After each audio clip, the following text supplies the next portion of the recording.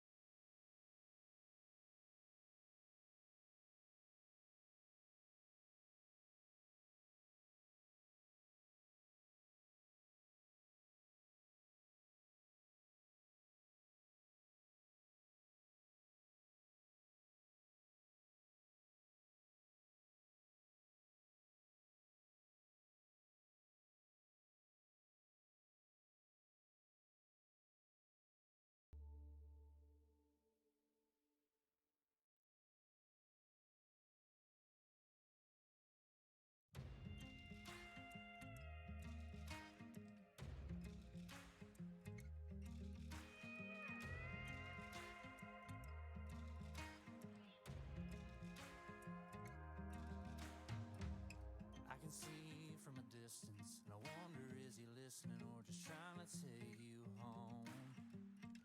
Do you feel the sparks flying? Is he even trying? Is he lighting up your phone? He better be buying you flowers and taking you out on the town, treating you right, yeah. He better be doing the little things, anything that's gonna make your night. I hope he knows who you are when he holds you in his arms. Superman will pick you up through the highs and lows. The night that lights the dark will never break your heart. He'll know who you are and never let you go. You were meant to move the earth. You were meant to move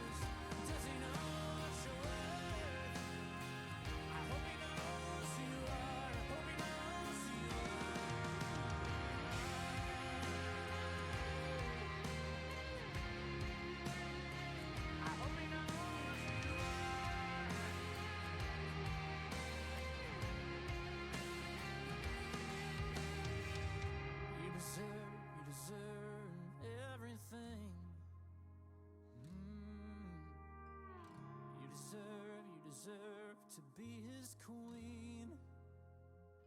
Hope he knows who you are when he holds you in his arms. Superman will pick you up in the highs and lows.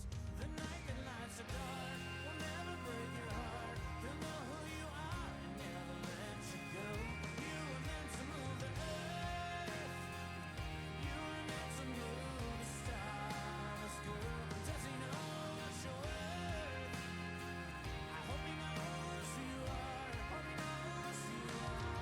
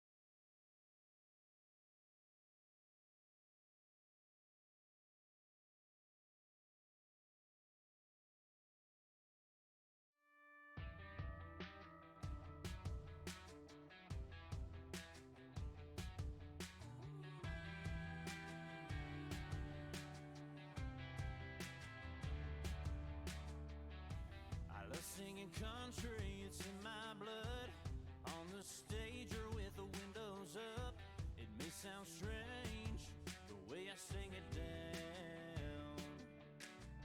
'Cause you and I may not come from the same roots. You may not appreciate the skin on my boots, but we grew up on the same songs, just in a different town. Yeah, some things will never change. Can't be something I ain't. All right. So, changes have been made to my overlay first and foremost. Before we get into anything mythology, changes have been made. The goals up in the top right hand corner are weekly goals. They're not like daily goals or anything, just weekly goals. And the goal underneath my camera is actually because a bunch of people keep calling me queen whenever I jump into their streams, and I'm like, okay, well, if I'm gonna keep getting called queen, I need a crown. So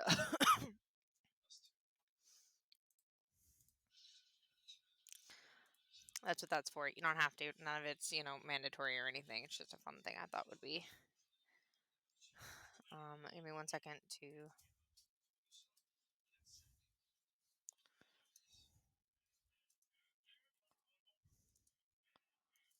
Ah, okay. Why am I holding shift? And I can't spell apparently.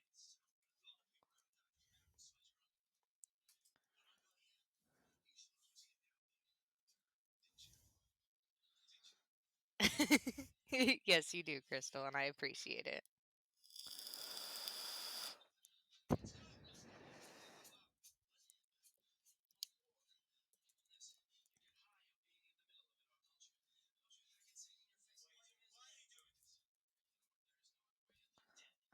Okay. Jesus fucking Christ, I swear to God! Thank you. That's fantastic. I love you, Crystal. You're great. Why do I have message? Do I have message requests? No. Okay. Okay, Twitter, you can go away now. Oh, this.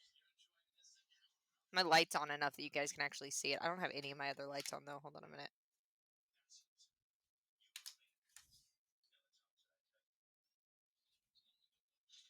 Ooh, no. White light. There we go. This, yeah. It's a little beat up, but functions perfectly, so. I'm not complaining. Where's my phone?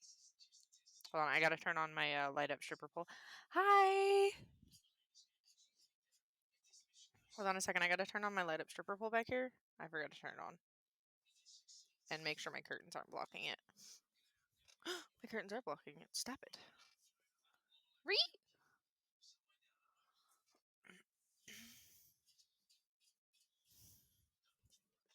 Okay. Okay, Slothy, thank you.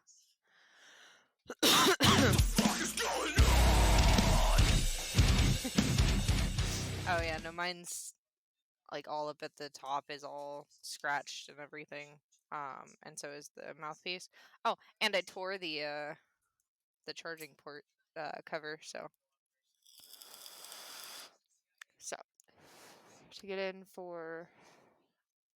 Wow, okay, my title is totally wrong on my follower goal because I did not look at my follower account. Give me a second. That's better. Okay, so start out, we'll go over a little bit of recap for last week's Mythology Monday. Last week we did the family tree and like popular misconceptions, especially in like Marvel, in the Marvel Cinematic Universe, which is a lot. They definitely turned. Don't mind my potatoes. They took a lot and rewrote it for their narrative, which is a little bit angering. Child, oh, you're chewing on a. Don't shove the whole rubber duck in your mouth. God damn it.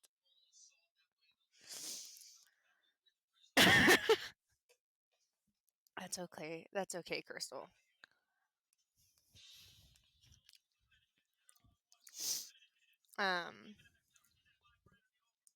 But went over the family tree. I believe And we went over a few descriptions, but we mostly went over the family tree and like a few of the stories. Crystal, I did a Mythology Monday stream last week. Okay, I don't think you were here, but I did an educational stream because mythology is something I'm passionate about. Okay, so I'm making it's a thing now. Okay, today we're gonna be mostly talking about like the stories and stuff. It's gonna be a lot of like people, a lot of you guys just kind of like sitting and listening. So actually, I'm like kind of going into detail about these stories instead of just half-assing it and just kind of giving you guys an overview. Um,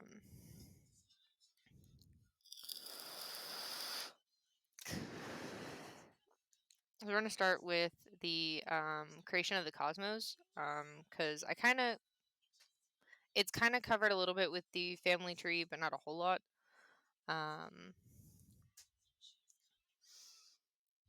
But it's a very colorful story. It's kind of all over the place. But actually, I'm going to move this over here. So I'm actually reading it and like looking at you guys instead of looking away. Ooh. Adjust that a little bit. My camera does not want to adjust. There we go. That's better. Okay. So I'm going to start. Before there was soil or sky or anything green, there was the only gaping abyss of Gap. Jesus.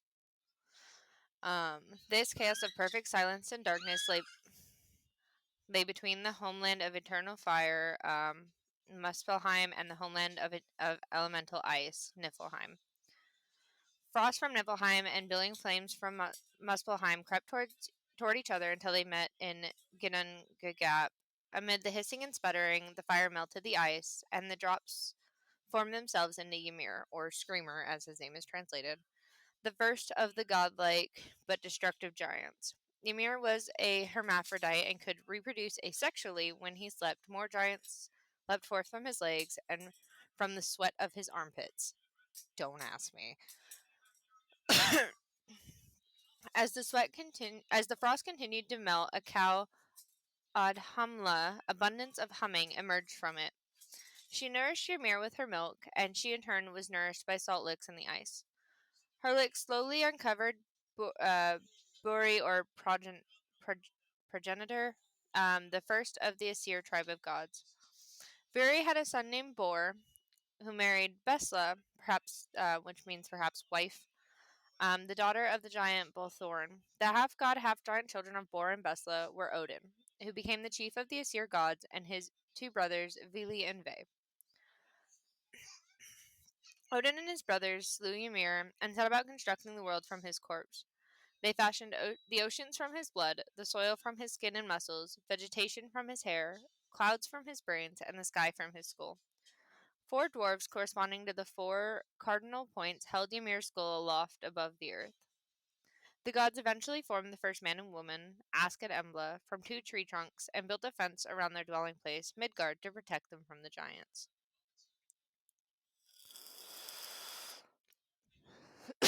It's a mess, I know.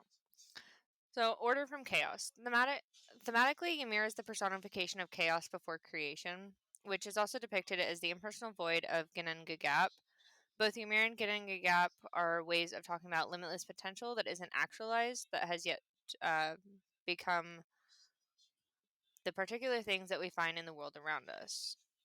That is why the Viking High Shadow.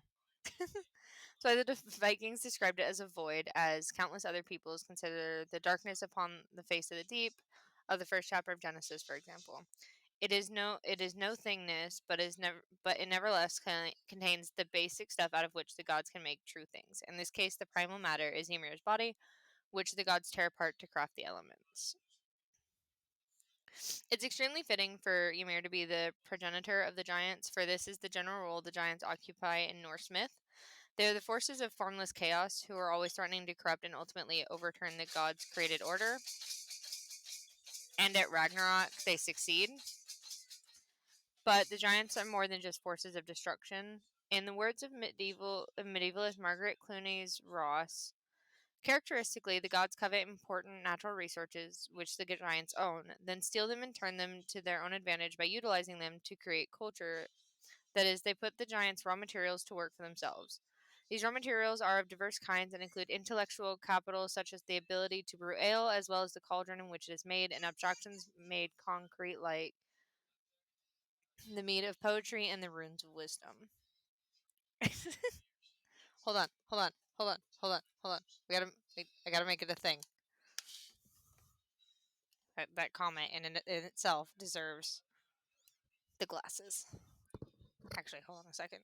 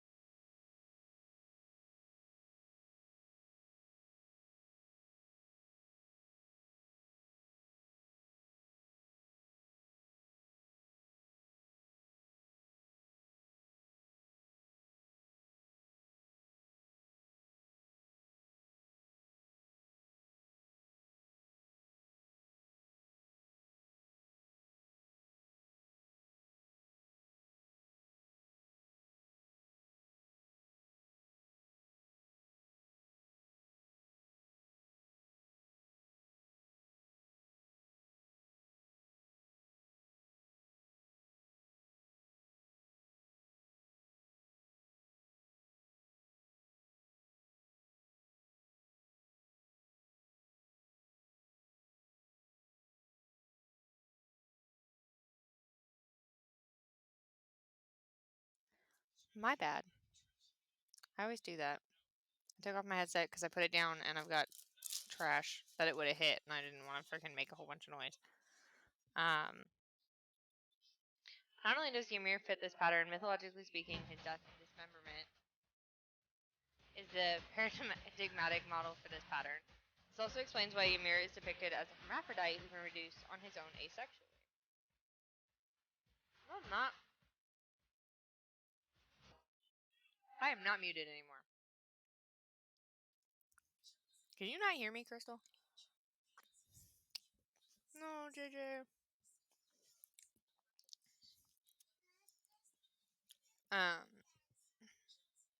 Differentiation, including sexual differentiation, didn't exist yet. The gods had to create that as part of their task of giving differentiated forms to what had previously been formless and undifferentiated. Various other creation myths from other peoples have used a hermaphroditic being to illustrate the same concept, so we can be confident that this is also what the Norse meant here. Despite the superficial counterexample of Audhumla and her udder, after all, Norse mythology was never an airtight system.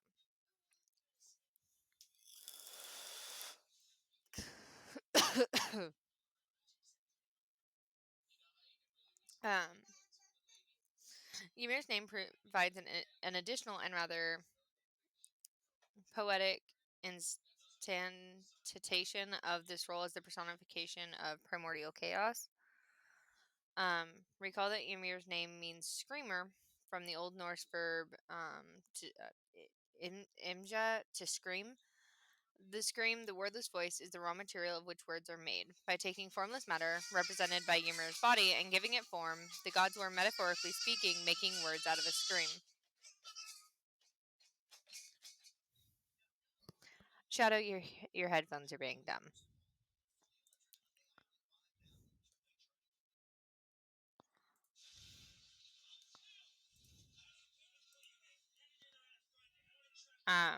Shadow, I'm in VC if you want to come listen that way if this stream's not.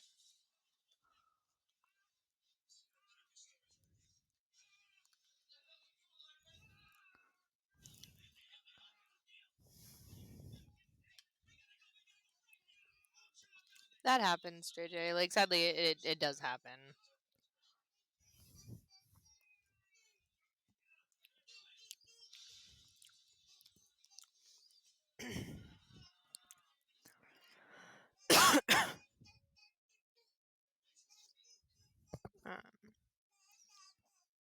We're going to kind of stop it there because there's a lot more information on this, but I do want to get through a couple of the stories. today, and also I want to start on the runes.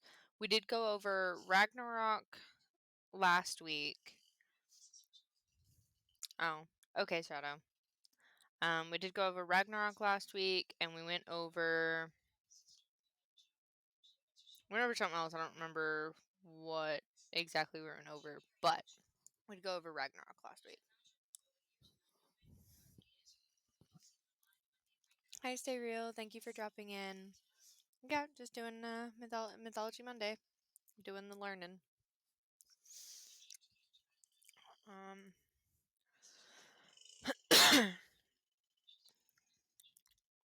So one of like a big stories is the death of Balder. Why do I have so many Twitter notifications? Oh wow. Okay, hold on. A lot of likes.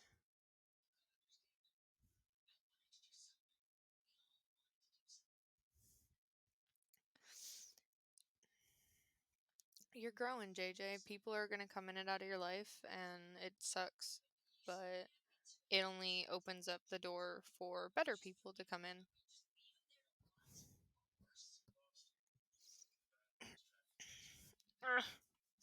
Hold on, I gotta adjust here. Give me a second. Okay.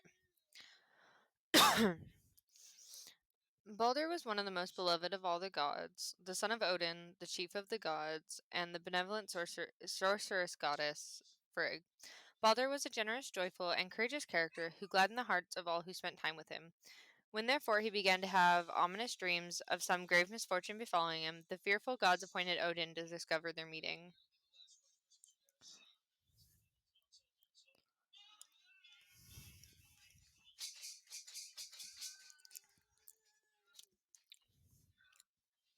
Um,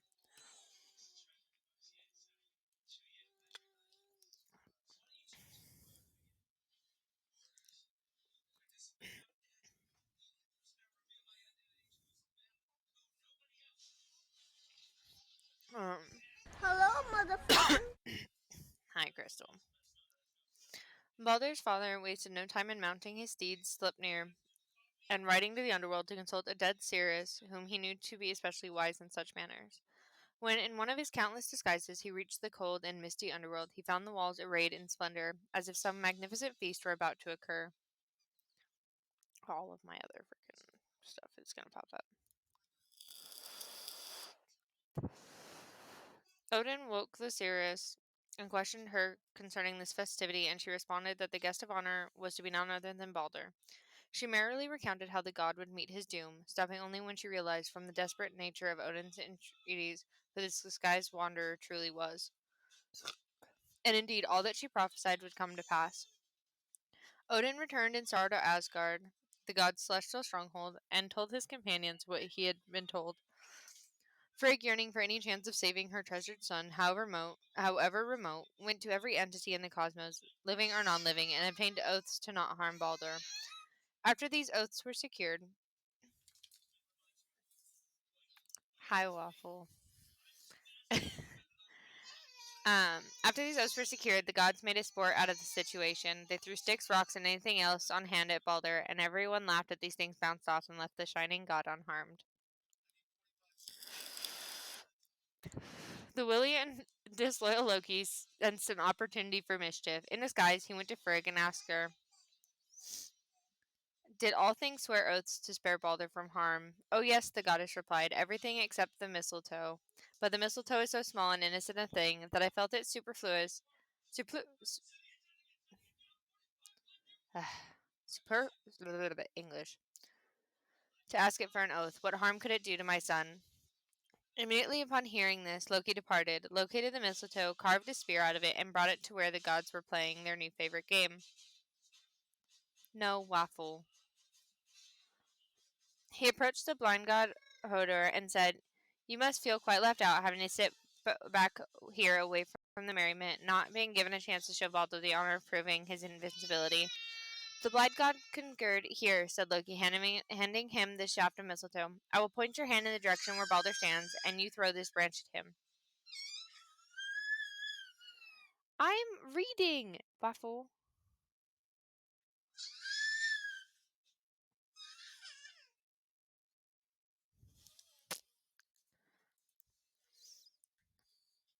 So Hod threw the mistletoe. It pierced the god straight through, and he fell down dead on the spot. The gods found themselves unable to speak as they trembled with anguish and fear. They knew that this event was the first presage of Ragnarok, the downfall and death, not just of themselves, but of the very cosmos they maintained. At last, Frigg composed herself enough to ask if there were any among them who were brave, loyal, and compassionate enough to journey to the land of the dead and offer Hel, the death goddess, a ransom for Baldur's release. Hermod, an obscure son of Odin, offered to undertake this mission. Odin instructed Sleipnir to bear Hermod to the underworld, and off he went. Hold on. I need to eat.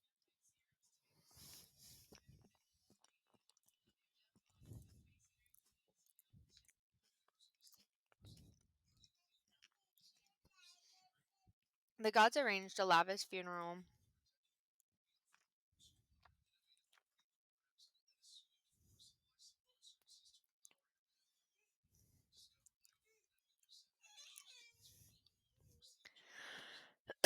For their fallen friend.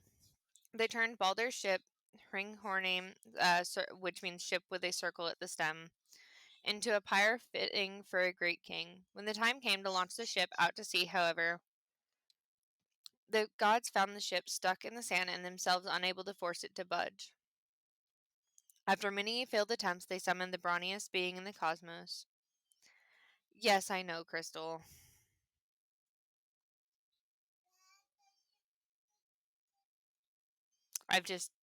I've learned to just let it happen because nothing I say will stop it.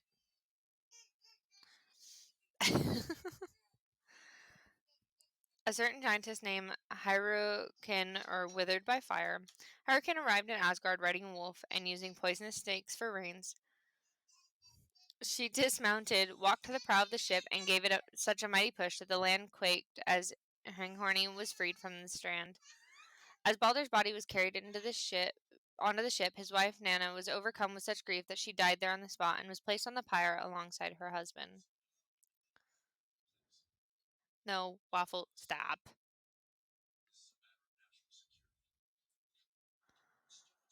The fire was kindled, and Thor hallowed the flames by holding his hammer over them. Odin laid upon the fire his ring Draupnir, and Baldur's horse was led into the flames. All kinds of beings from throughout the nine worlds attended this ceremony gods, giants, elves, dwarves, valkyries, and others. Together they stood and mourned as they watched the burning ship disappear over the ocean. Meanwhile, Hermod rode 9 nights through ever darker and deeper valleys on his quest to rescue the part of Baldur that had been sent to Hel. When he came to the river Jol, or Roaring, Modgud, uh, which means furious battle, the giantess who guards the bridge, asked him his name and his purpose. And it was strange that his footfalls were as thundering as those of an entire army, especially since his face still had the color of the living. He answered to her satisfaction, and she allowed him to cross over into Hel's realm. Sleipnir leapt over the wall around that doleful land. Upon entering and dismounting, Hermod spotted Hel's throne and Baldur, pale and downcast, sitting in the seat of honor next to her. My God, what? Hi, Hi. Potato. It's Mythology Monday. I'm reading. Oh, you're reading. Oh, No, you're fine. I'm where trying to- are you streaming right now? Yeah, it's Mythology Monday. Oh yeah, yeah. Um, Hermod spent the night there, and when morning came, he pleaded with Hel to release his brother, telling her of the great sorrow that all living things, and especially the gods, felt for his absence. Hel responded, "If this is so, then let everything in the cosmos weep for him, and I will send him back to you. But if any refuse, he will remain in my presence." Hermod rode back to Asgard and told these tidings to the gods, who straightway sent messengers throughout the worlds to bear this news to all of their inhabitants. And indeed, everything did weep for Baldur. Everything, that is, save for one giantess, Tuk, who was none other than Loki in disguise. Tuk coldly told the messenger, "Let Hel hold what she has." And so Baldur was condemned to remain in Hel's darkness, dampness, and cold. Never again would he grace the lands of the living with his gladdening light and exuberance. Hi, Mr. Normandy. Hello.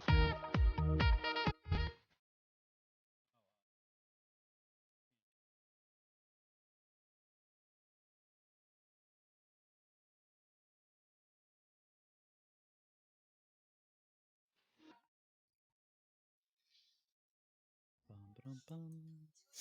Ba-dum-ba-dum. So, that story's Ba-dum-bum. kind of all over the place, but kind of, really sad. I don't know why, like, that story, like, I, again, when it comes to, like, Norse gods, Baldur is not my favorite. By any means. Not my favorite. Let's see, what next one should I do? So I want to get through a couple, and then I want to move on to runes. Oh, this one will be fun.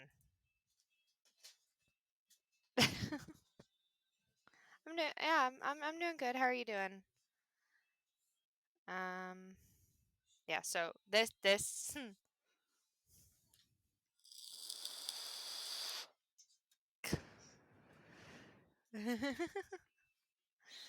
um. So uh this story's fun. I love this story actually. Um. So it's Thor the transvestite. Ooh, that's interesting. One mo- is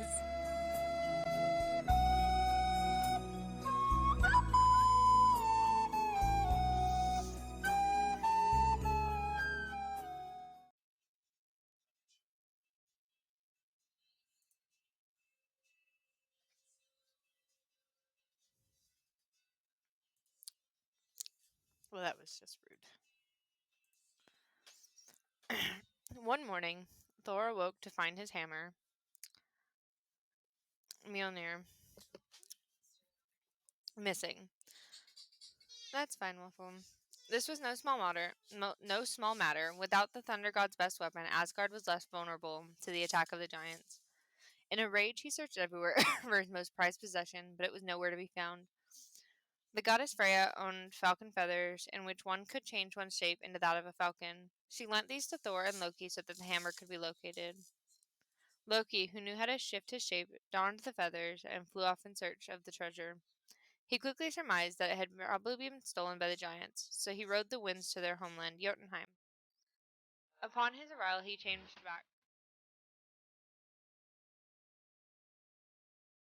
Yeah, no, Waffle, he can still play the sound alert, so it's fine.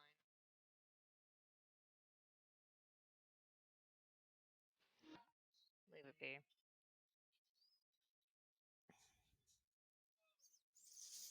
You get a new camera. No, just more lighting than usual. And that lighting actually looks a lot better now than yeah, it looks so much better. Yeah.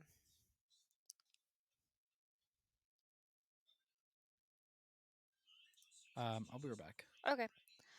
Upon his arrival, he changed back into his god form and approached the chief of the giants, Thrym. When questioned regarding the hammer, Thrym answered that he had indeed taken it and it was buried 8 miles below the ground, and added, the ugly giant he had no intention of, and added, the lonely ugly giant he had no intention of returning it until Freya was made to be his bride. Hold on.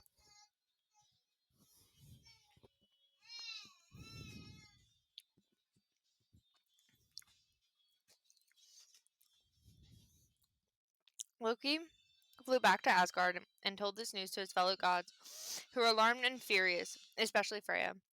As they sat in council, Heimdall put forth the following solution: that Thor go to Jotunheim disguised as Freya, and thereby win back his hammer and take vengeance on its thieves. Thor protested, saying that this was a dishonorable and unmanly thing to do, and that all of the inhabitants of Asgard would mock him for it for the rest of his days. Loki pointed out, however,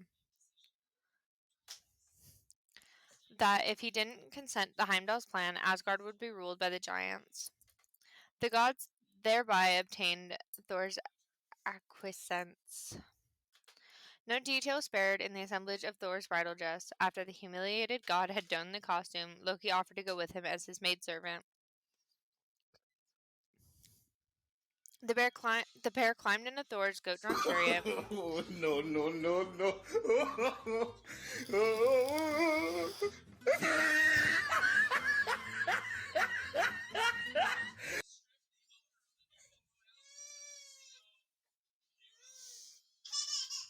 And made their way to Jotunheim. When they arrived, they were welcomed by the Thrym who boasted that the gods had at last brought him the prize he was due.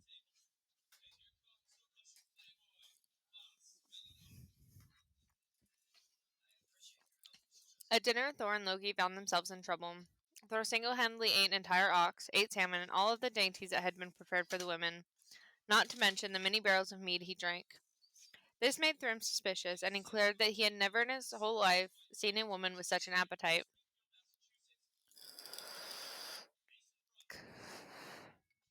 Loki quickly devised a response. The fair goddess has been so lovesick for you, he claimed, that she hasn't been able to eat for a week. Thrym accepted this answer and was so overcome by a desire to kiss his bride. When he peeled back the veil, Thor's eyes glared at him so intently that they seemed to burn holes right through him. He exclaimed, "Never have I seen such a maiden with such frightfully piercing eyes." Loki, the master of deceit, explained to the giant that while Freya had been unable to eat, she had also been unable to sleep, so fierce was her longing for him. The ceremony soon followed. As was customary, Thrym called for the hammer to hallow their union. When Mjolnir was laid in Thor's lap, he grabbed its handle and slew first Thrym, then all of the guests, before contentedly returning to Asgard and changing back into his preferred clothes. It just is a mess in and of itself.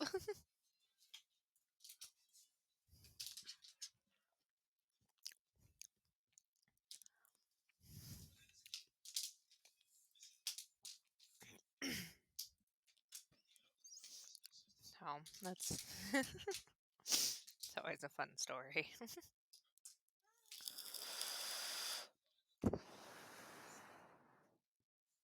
Ooh, this is a good one. The creation of Thor's hammer.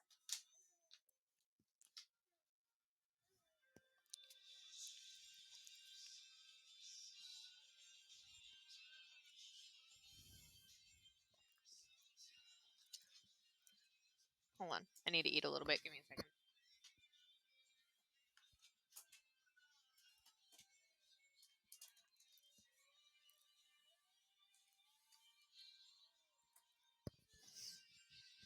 All right.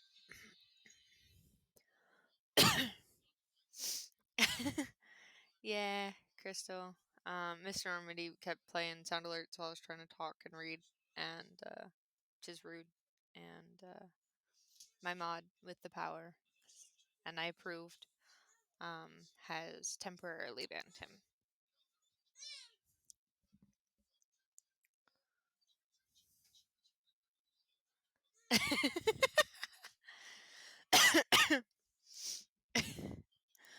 Alright. One day Loki, the trickster, found him in an especially mischievous mood and cut off the gorgeous golden hair of Sif, the wife of Thor. When Thor learned of this, his quick temper was enraged, and he seized Loki and threatened to break every bone in his body. Loki pleaded with the thunder god to let him go down to Svartalheim, the cavernous home of the dwarves. Weapon. And see if those master craftspeople could fashion a new head of hair for Sif, this one even more beautiful than the original. Thor allowed this, and off Loki went to Svartalheim. There he was able to obtain what he desired. The sons of the dwarf Ivaldi forged not only a new head of hair for Sif, but also two other marvels. Skidbladnir, assembled from thin pieces of wood, the best of all ships, which always has a favorable wind and can be folded up and put into one's pocket, and Gungnir, swaying, the deadliest of all spears. Having accomplished his task, Waffle, stop. Having Having accomplished his task, Loki was overcome by an urge to remain in the caves of the dwarves and revel in more recklessness. He approached the brothers Broker and Sindri, metalworker and spark sprayer, respectively, and taunted them, saying that he was sure the brothers could never forge three new creations equal to the sons of equal to those the sons of Ivaldi had fashioned. In fact, he even bet his head on their lack of ability. Broker and Sindri, however, accepted the wager. As they worked, a fly, who of course was none other than Loki in disguise, stung Sindri's hand. When the dwarf pulled his creation out of the fire, It was a living boar with golden hair. This was Gulen Bustream, golden bristled, who gave off light in the dark, and could run better than any horse, even through water or air.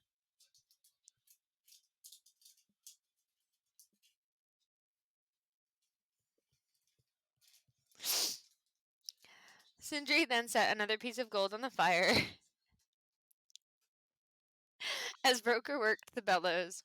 The fly bit broke her on the neck, and Sindri drew out a magnificent ring, Dropnir, or dripper. From this ring, every 9th night fall 8 new golden rings of equal weight.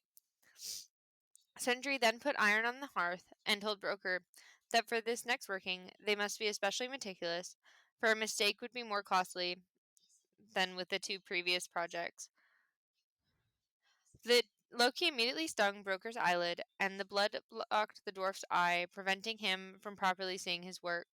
Sindri produced a hammer of unsurpassed quality, which never missed its mark and would boomerang back to its owner after being thrown. But it had one flaw. The handle was short.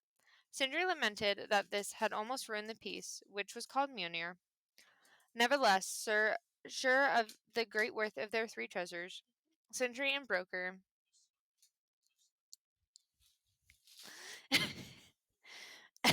made their way to Asgard to claim the wages that were due to them. Loki made it to the Hall of the Gods before the dwarves and presented the marvels he had acquired. To Thor he gave Sif's new hair and the hammer Mjolnir. To Odin went the ring Draupnir and the spear Gungnir. And Freyr was the happy recipient of Skidblanir and Gullenburstream.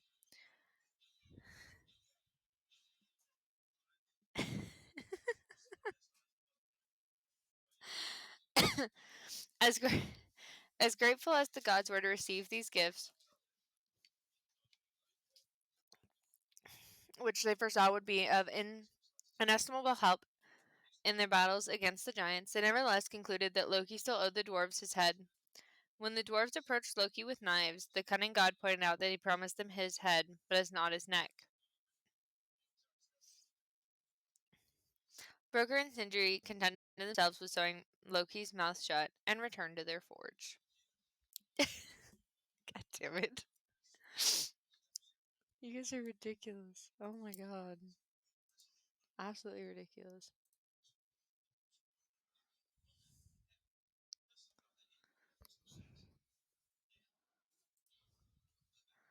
Okay. On to the next story. Because I can't read anything.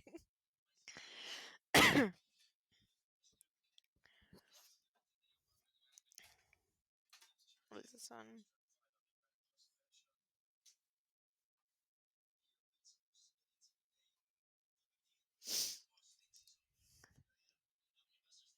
Oh my god.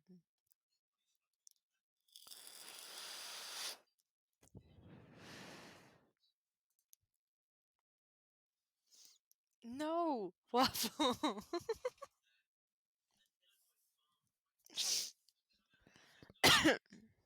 God damn it. Alright, the next story we're going to do, and this is going to lead right into the next segment, which is runes. This story is Odin's discovery of the runes. I'm going to take a bite of food for a second. Hold on.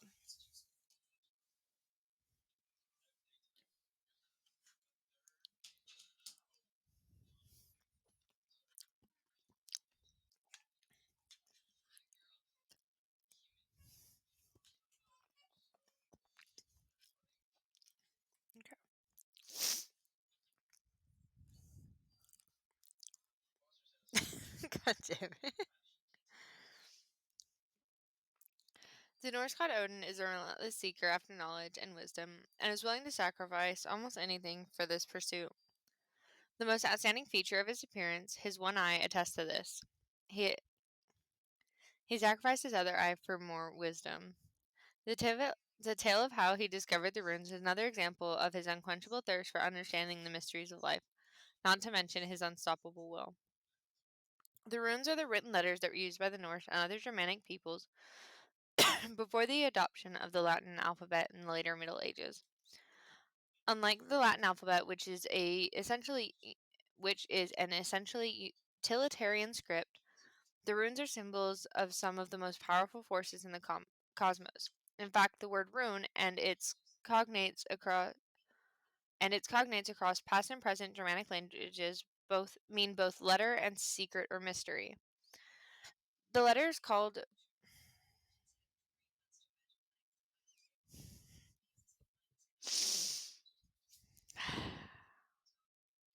letters called runes allow one to access, interact with, and influence the world-shaping forces they symbolize. Thus, when Odin sought the runes, he wasn't merely attempting to acquire a set of arbitrary representations of human vocal sounds. Rather, he was uncovering an extraordinarily potent system of magic. At the center of the Norse cosmos stands the great tree Yggdrasil. Yggdrasil's upper branches cradle Asgard, the home and fortress of the Aesir gods and goddesses, of whom Odin is the chief. Yggdrasil grows out of the well of Erd, a pool whose fathomless depths hold many of the most powerful forces and beings in the cosmos. Among these beings are the Norns, three sagacious maidens who create the fates of all beings.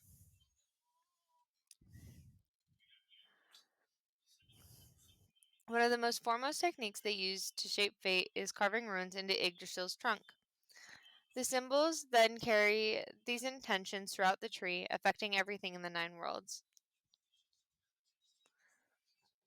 Odin watched the Norns from a seat in Asgard and envied their powers and their wisdom, and he bent his will toward the task of coming to know the runes.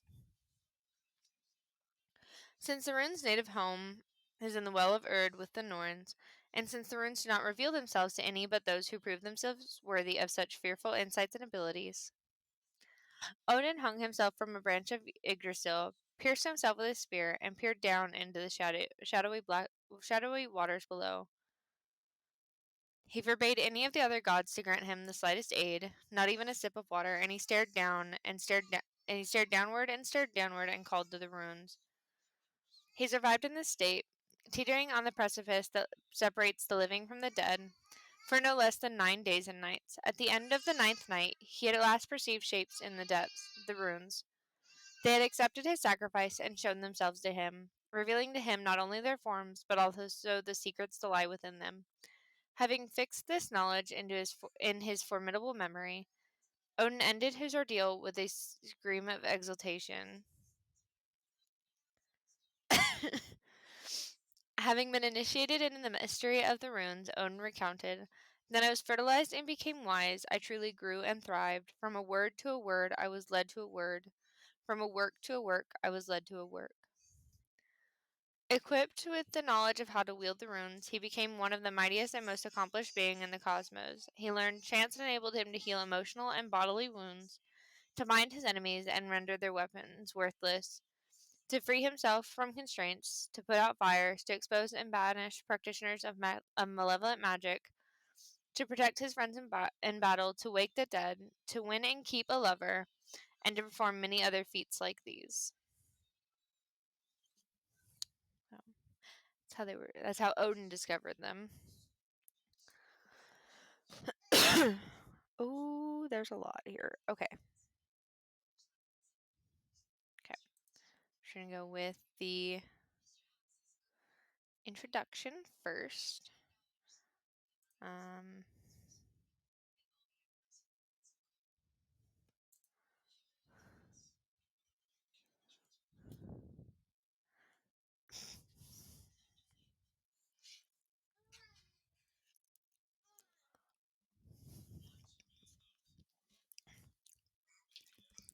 Actually, for the rune stuff, I got a nifty old book that I'm going to use.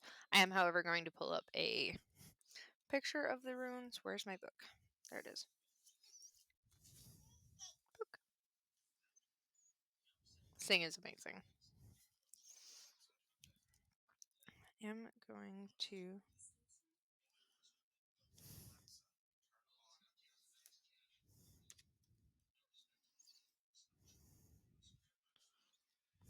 Sure, I gotta look for something anyways.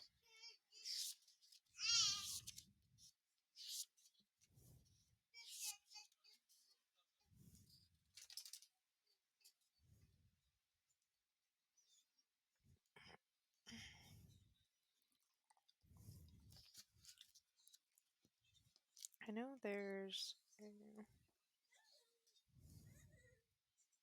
I'm pull it up in a minute. Give me just a second. I'm gonna eat a little bit more before we continue.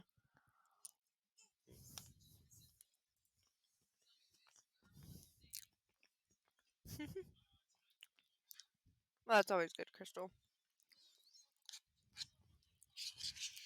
Indeed, it is. Also, I'm back. Hi. Hi. Perfect timing because I'm taking a small break to eat, so I can actually talk.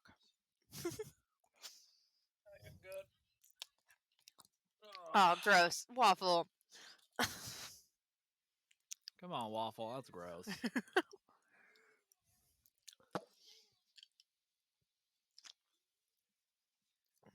You have mac and cheese. No, I have potatoes. Oh, potatoes. Even better. Well, literally, I microwaved 3 potatoes, put a bunch of butter in it, and salt and pepper and garlic powder. Yeah. Potatoes.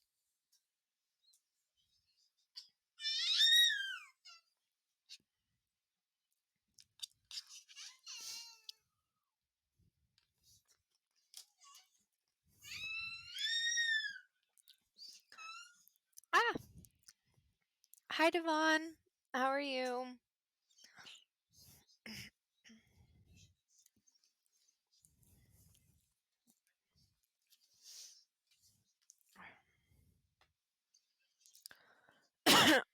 I'm happy to hear that.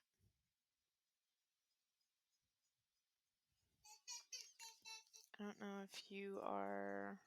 How was your stream? I had you tabbed up.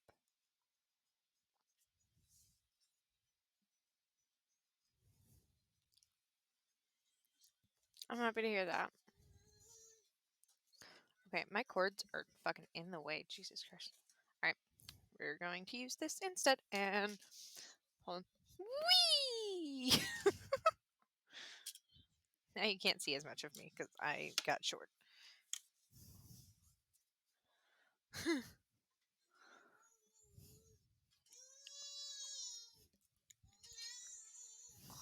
What, monkey?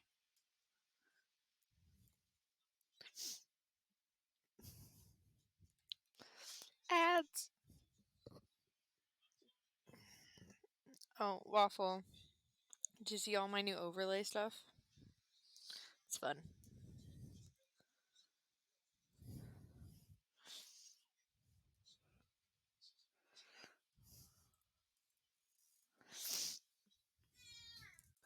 The red, yellow, and green ones are weekly, and then the crown fund obviously is my crown fund.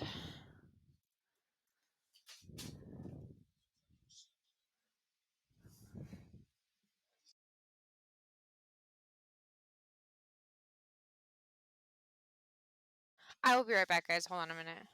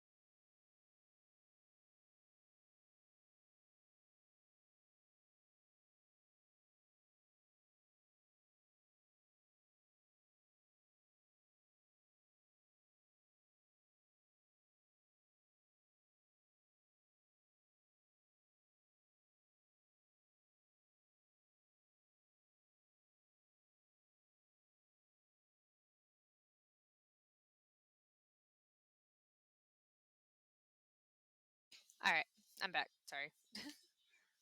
Motherly duties. Welcome back.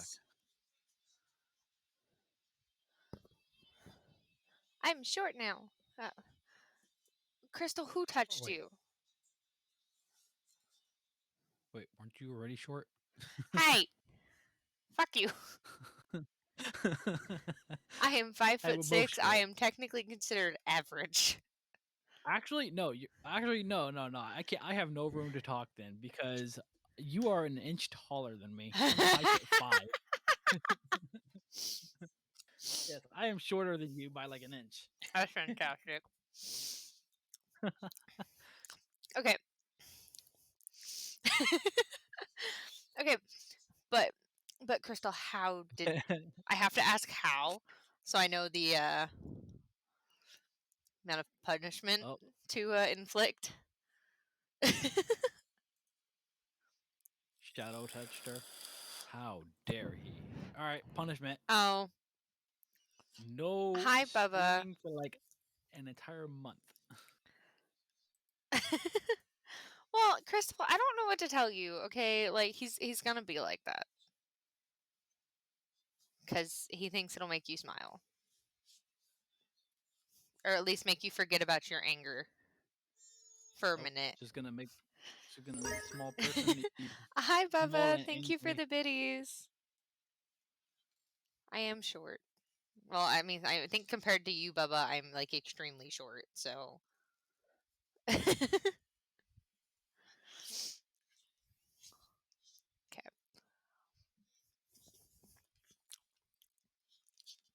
Gonna eat a little bit more, and then.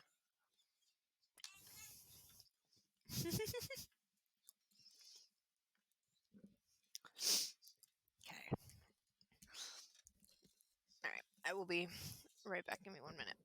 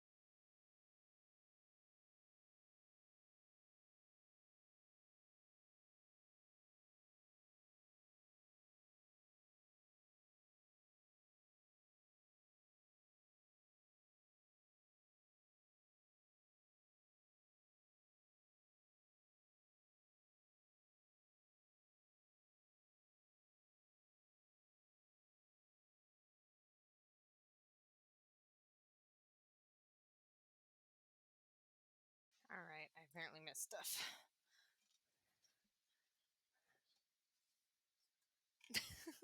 What the fuck? All right. It's quite literally going to be a book reading session here for a minute. So, should be fun. Ooh, I need to turn on my light. Ooh, fuck, that's bright. Nope. That's better.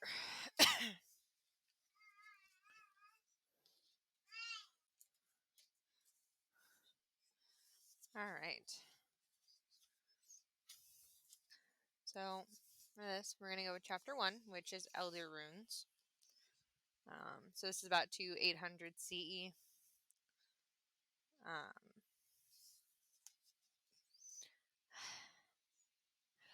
Children, no fighting. Please.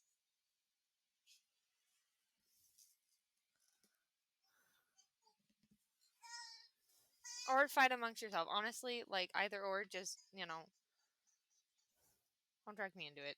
You guys are fully capable. You're all adults.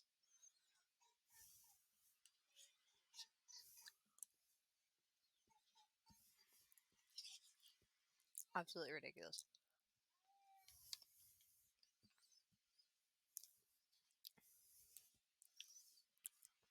Well then, I can't falter.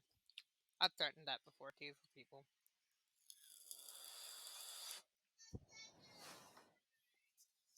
I wish I could right now. Ah, where's my charger? Nope, nope, nope, nope, nope. That's not my charger. Where'd it? Ow! Fuck! What the hell? My charger got turned over. Okay. Chapter 1.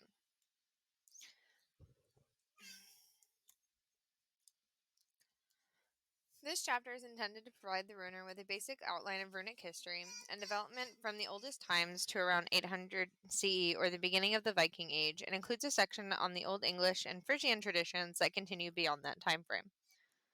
Why are my other ones just not popping up?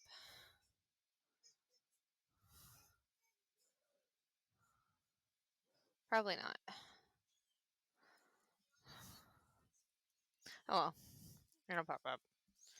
Ooh, I find out tomorrow if I get a Twitch payout. Anyways, it is necessary for anyone entering upon the esoteric study of the runes to have a fundamental notion of the historical context of this tradition. The discussion here will provide the foundation for this task. Independent readings and studies must build the larger edifice.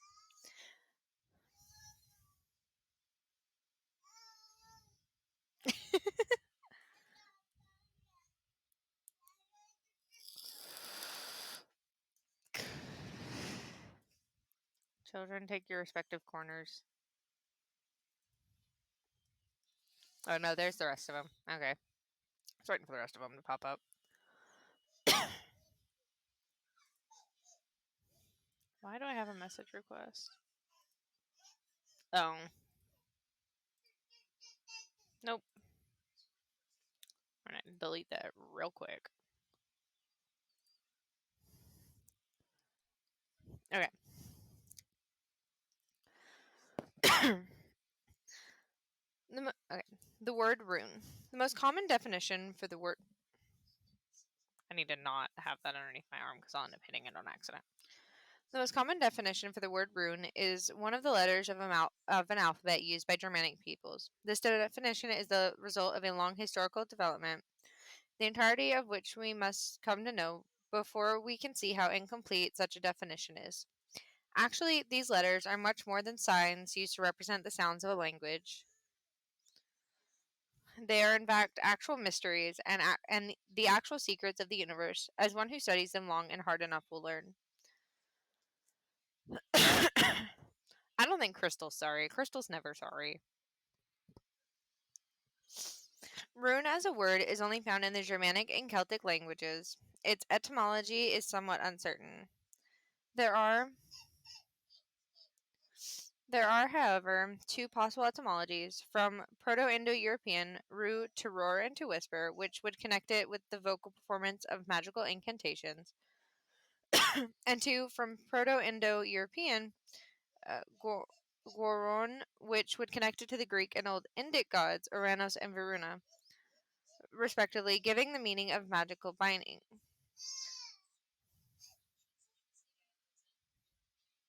I know. Actually, I should probably put this back up over here because I am reading now.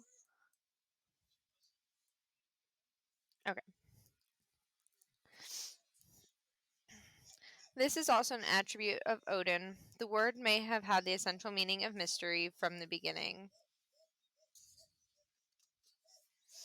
In any case, a Germanic and Celtic root runo can be established, from which it developed in the various Germanic dialects. That the word is very archaic in its technical sense is clear from its universal attribution with a rich meaning.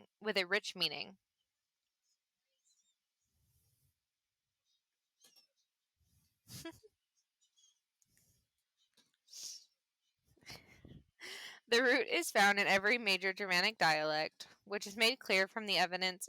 Hold on. Here's the table that it shows. You guys probably can't read it, but when I say it's referencing a table, it's referencing this one. So I'll read that off too. What is made clear from the evidence of this table is that rune is an ancient indigenous term, and that the oldest meaning was in the realm of the abstract concept mystery, not as a concrete sign or letter. The definition letter is strictly secondary, and the primary meaning must be mystery. So for the rune definition for the table, it's the dialect is Old Norse, where it means secret lore, wisdom, magical signs, or written characters. For Gothic, it's secret or mysterium. Old English is mystery or secret counsel. Old Saxon is mystery or secret, and Old High German is also mystery or secret. This root is also found in the Celtic languages, where we find Old Irish rune, mystery or secret, and Middle Welsh rin, mystery. Some people have argued that the root was borrowed from Celtic into Germanic. However, more have argued the reverse, because the Germanic usages are more vigorous, widespread, and richer in meaning. Another possibility is that it is a shared root by the two Indo-European dialects, and that there is no real question of borrowing in the strict sense. Perhaps the term was borrowed into Finnish from Germanic in the form runo, a canto of the Kalevala, but the Finnish word may actually come from another Germanic word meaning row or series. Although the word is clearly of common Germanic stock, the actual word in modern English is not a direct descendant from the Old English rune, but was borrowed from late scholarly 17th century Latin runa, which in turn was borrowed from the Scandinavian languages. The Odeon definition of rune is complex and is based on the oldest underlying meaning of the word, a mystery, archetypal, secret lore.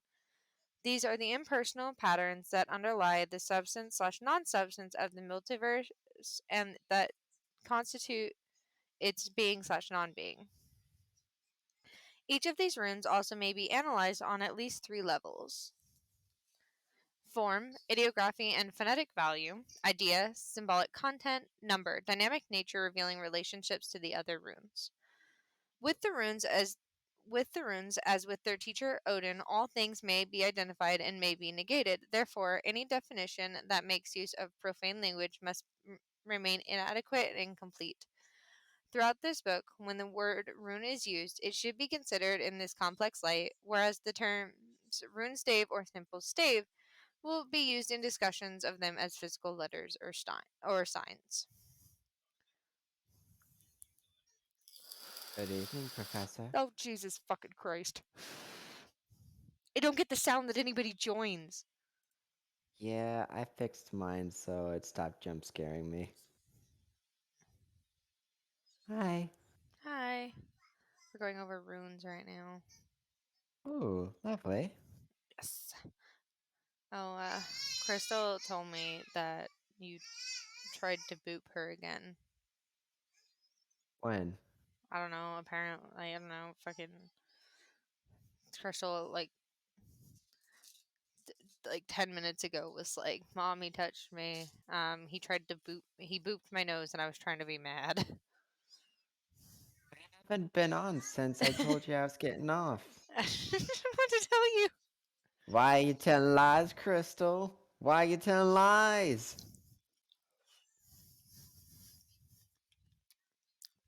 The light is really bright.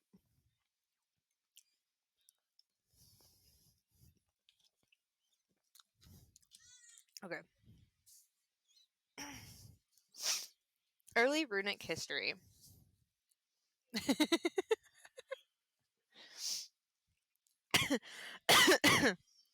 The systematic use of rune staves dates from at least 50 CE, the approximate date of the Meldorf brooch, to the present.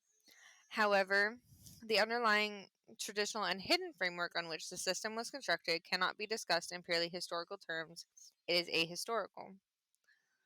Essentially, the history of the runic system spans 4 epochs: the elder period from the 1st century CE to about 800 CE, the younger period, which takes us to about 1100. 1100. These two periods are expressions of unified runic traditions found in a coherent symbology. 3. The middle period, which is long and disparate, and which witnessed the decay of the external tradition and its submersion into the unconscious. And finally, 4. The periods of rebirth. Although the use of runes continued in an unbroken but badly damaged tradition in remote areas of Scandinavia, most of the deep level rune work took place in revivalist schools after about 1600. Damn. Damn, Shadow. The I got him. insult. I got him. Oh, did you see my the changes to my overlay? Yeah, you got the little bars up top. So those the red, yellow, and green one are actually my weekly goals.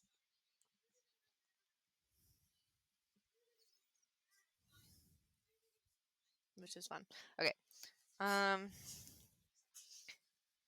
It may be argued that a historical study is actually unnecessary or even detrimental for those who wish to plumb the depths of that timeless, ahistorical, archetypal reality of the runes themselves. Oh, this book mentions the multiverse. Ooh, lovely. Yeah. We're just going through the first chapter right now.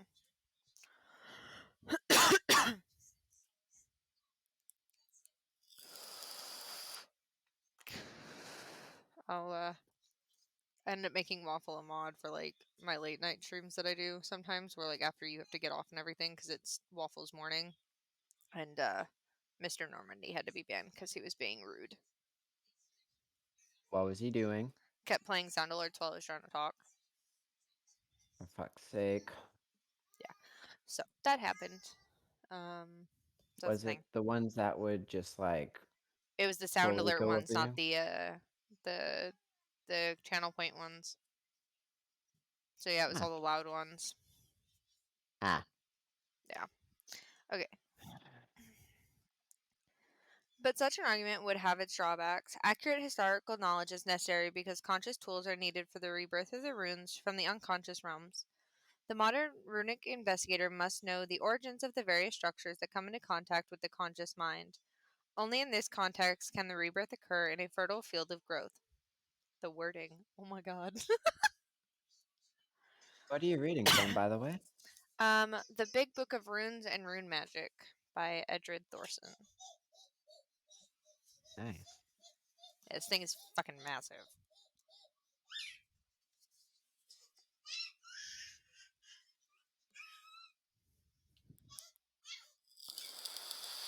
Oh wow. Yeah, it's a big book. It's a lot in here. I might like runes would be like a whole thing because this book is huge. For this to take place, the runer must have a firm grasp on the history of the runing tradition, for without the roots, the branches will wither and die. In addition, the analytical observation and rational interpretation of objective data, in this case the historical runic tradition, is fundamental to the development of the whole rune master in Vitki. If a system is not rooted in an objective tradition, many erroneous elements can more easily find their way into the thinking process of the practitioner. Clarity and precision are valuable tools for inner development. Next page. I actually don't know how long this chapter is, but I'm going to go until I hit like 2 hours and 15 minutes. So You've got a while to go for that, don't you? I'm at an hour and 25 minutes. Yeah, you still got an hour. I know. At like 40 minutes, 50 minutes, something like that. As the runes, mysteries, are ahistorical, they must also be without ultimate origin. They are timeless.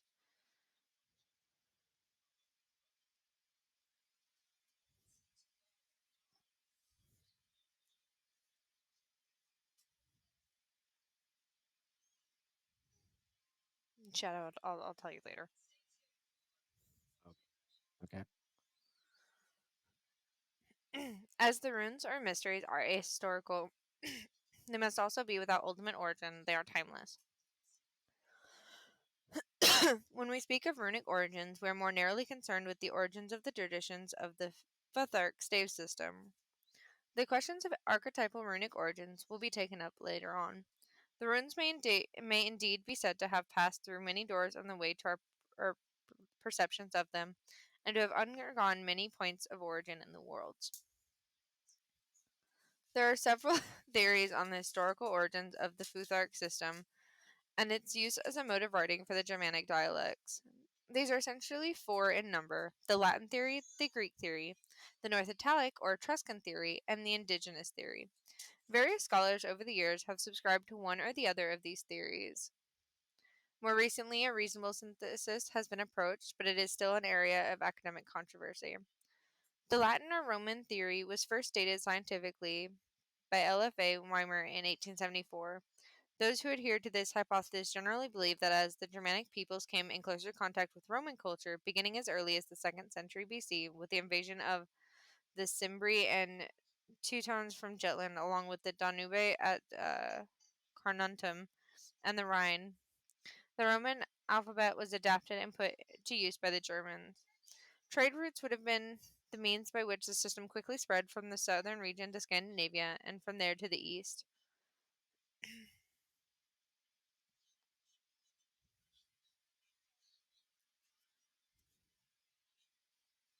Oh, he probably won't be for a while.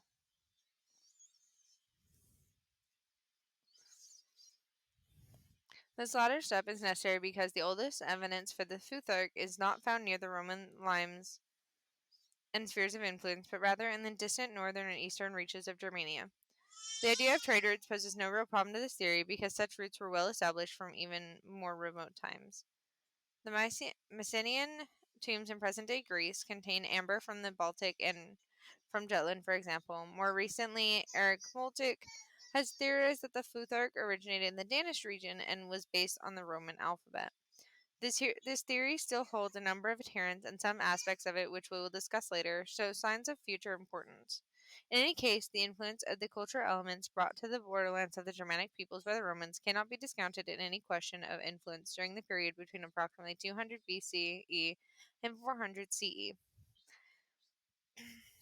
It must be kept in mind when discussing these theories that we are restricted to questions of the origin of the idea of writing with a phonetic system or alphabet among the Germanic peoples in connection with the runic tradition and not with the genesis of underlying system or tradition itself.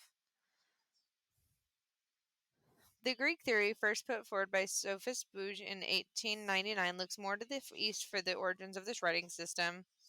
In this hypothesis, it is thought that the Goths adapted a version of the Greek cursive script during a period of contact with Hellenic culture along the Black Sea, from where it was transmitted back to the Scandinavian homelands of the Goths. There is, however, a major problem with this theory because the Hi, monkey. What are you doing, silly? Of Gothic Greek contact in question could not have started before about 200 CE, and the oldest runic inscriptions date from well before that time. For this reason, most scholars have long since abandoned this hypothesis. The only way to save it is to prove a much earlier, as yet undocumented connection between the two cultures in question. More research needs to be done in this area. Also, it is probable that Hellenistic ideas, even if they played no role in runic origins, may have had a significant part in the formation of some elements of the traditional system. The North Italic or Etruscan theory was first proposed by C.J.S. Marstrander in 1928 and was subsequently modified and furthered by Wolfgang Krauss, among others, in 1937. Historically, this hypothesis supposes that Germanic peoples living in the Alps adopted the North Italic script at a relatively early date, perhaps as early as 300 BCE, when the Cimbri came into contact with it and passed it on to the powerful Suevi, from whom it quickly spread up the Rhine and along the coast of the North Sea to Jutland and beyond. There can be no historical objections to the plausibility of this scenario, except for the fact that the initial contact came some 3 3 to 400 years before we have any record of actual runic inscriptions. As a matter of fact, there is an example of Germanic language written in the North Italic alphabet, the famous helmet of Nagao, from circa 300 BCE. The inscription may be read from left to right in figure. I'll show the figure from left to right. If it wants to focus properly. There we go. Thank you. The inscription may be read in words Haragasti Tewa and translated to the god Haragast or Odin, or Haragast and Tewas. In any case, the root meanings of the first two words of the inscription are clear. Haragast is the guest of the army, and Tewas the god Tyr. In later times, it would be normal to expect Odin to be identified by a nickname of this type.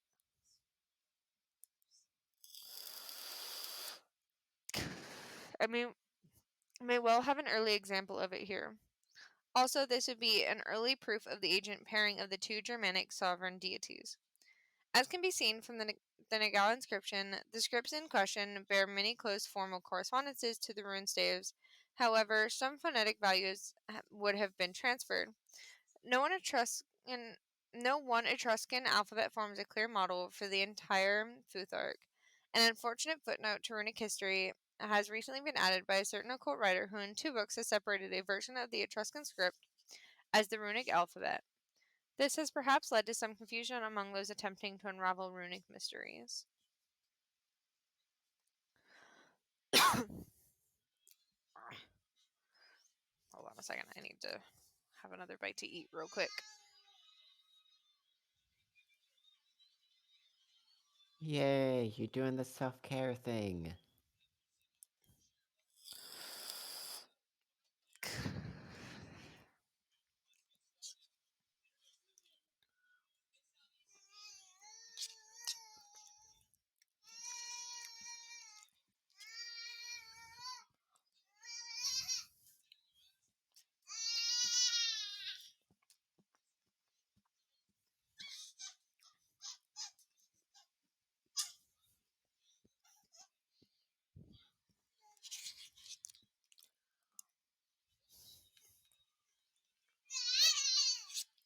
What, monkey? Hi, pretty. Ow! My eardrums, kid. Hi, Slothy. Thanks for the lurk.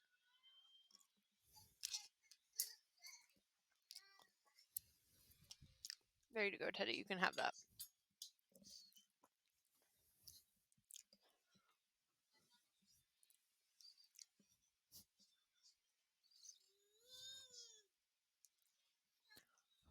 Right.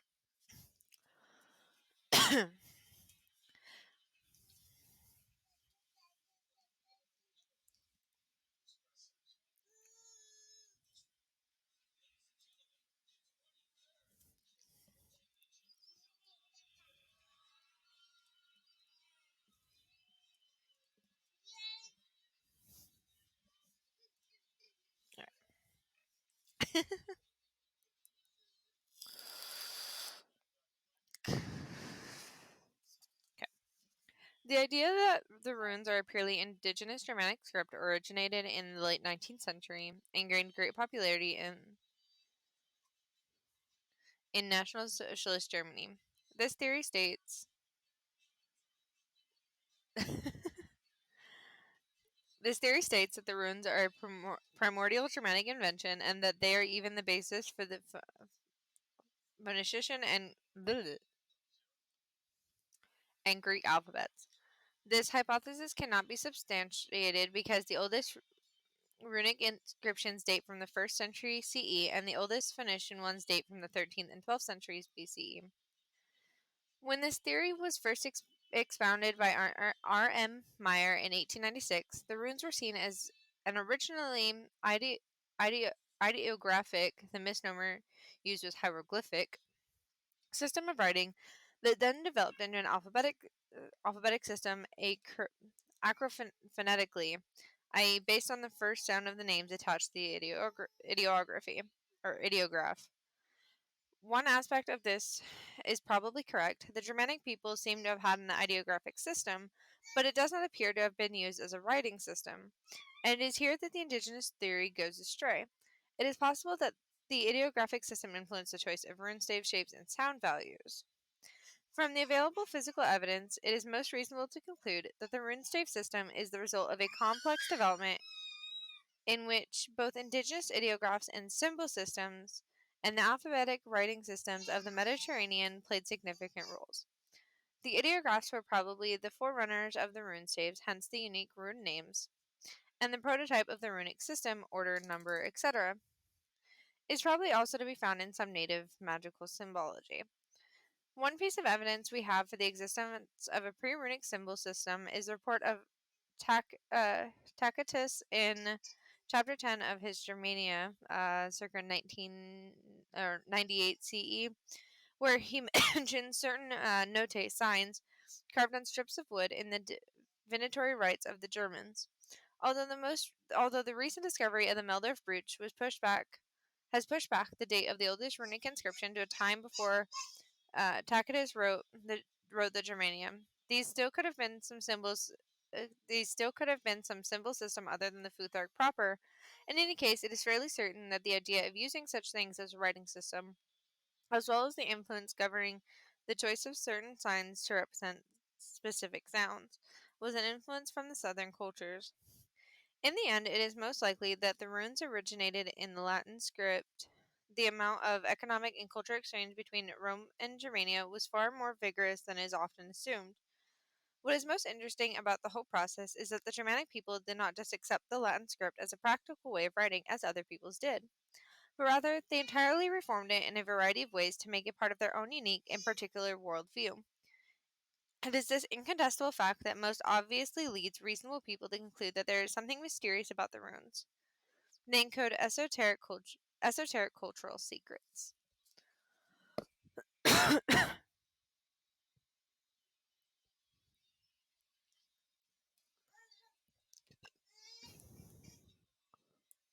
Hold on.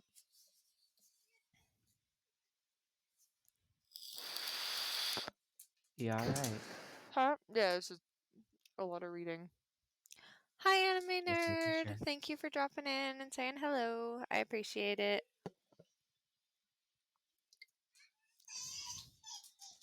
If I talk too long without like taking something to drink or taking a minute to breathe, it just my throat starts to get really scratchy. Fair enough.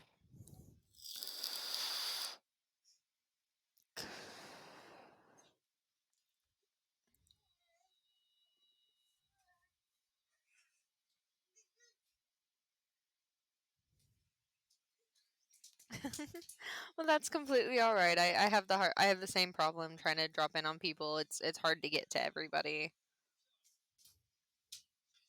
Has Anime Nerd been here before? No, I don't think so. I mean, I think they might have like watched, but I don't think I don't think they've said anything in chat before. Gotcha.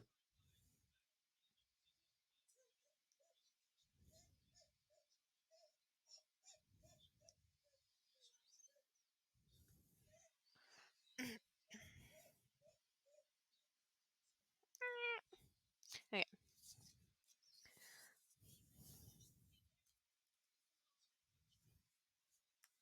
Why is it doing that? Hold on a second.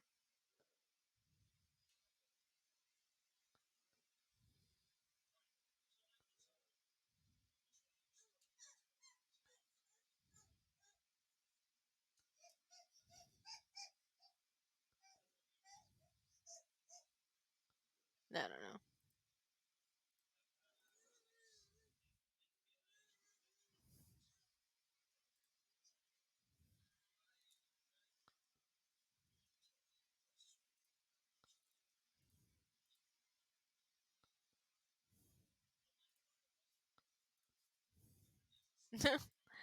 Yeah, then that's completely alright. Like, I'm not upset about it. I'm just, glad you stopped by at all. Even if it was to just sit and have me tabbed up, I really appreciate it. This summarizes the story with regard to the exoteric sciences. But what more can be said about the esoteric aspects of runic origins? The runes themselves, as has been said, are without beginning or end. They are eternal patterns in the substance of the multiverse and are omnipresent in all of the worlds. But we can speak of the origin of the runes in human consciousness. Well, I'm glad that you stopped in to say hello and that you've got me pulled up. I'm just reading some stuff about runes because we've been going over Norse mythology, and runes are a big part of that. So,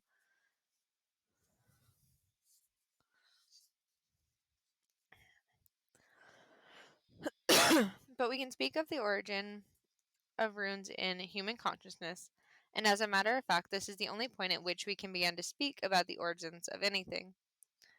For this we turn to the Elder or Poetic Edda and to the holy rune song of the Havamal, stanzas 138 to 165. The so-called Runetals der Odins also. There Odin recounts that he hung for 9 nights on the world tree Yggdrasil in a form of self-sacrifice. This constitutes the runic initiation of the god Odin. He approaches and sinks into the realm of death, in which he receives the secrets, the mysteries of the multiverse, the runes themselves, in a flash of inspiration. He is then able to return from that realm, and now it is his function to teach these runes to certain of his followers in order to bring wider consciousness, wisdom, magic, poetry, and inspiration to the world of Midgard, and to all of the worlds. This is the central work of Odin, the master of inspiration. Hi, monkey. What are you doing, weirdo? Yeah, pretty. The etymology of the name Odin gives us the. Teddy, get off the bed! Off!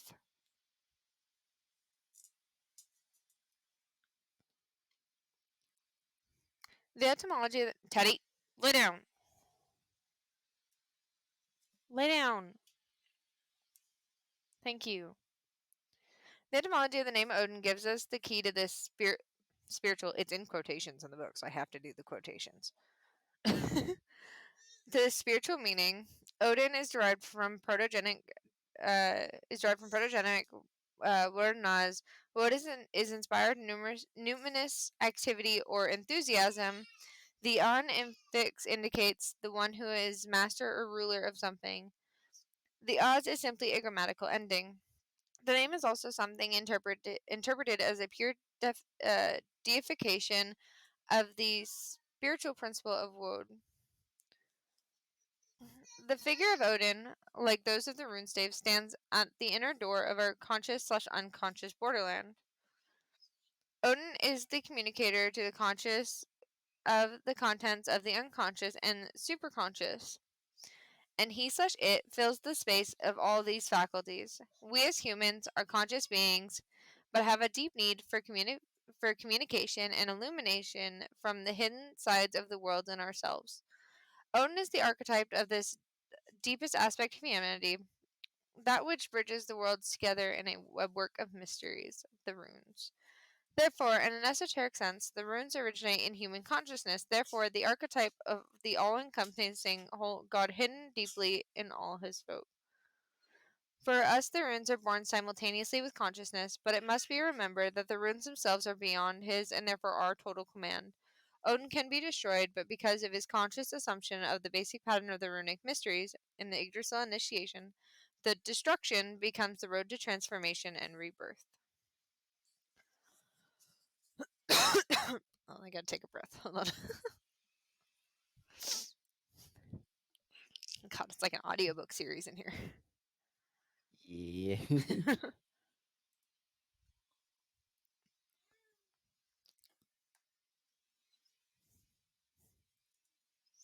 Just a reminder to the people watching, you have a few days left. You can submit your points to help Jinxie get to a 24-hour live stream. Well, I found it tomorrow if I get a Twitch payout.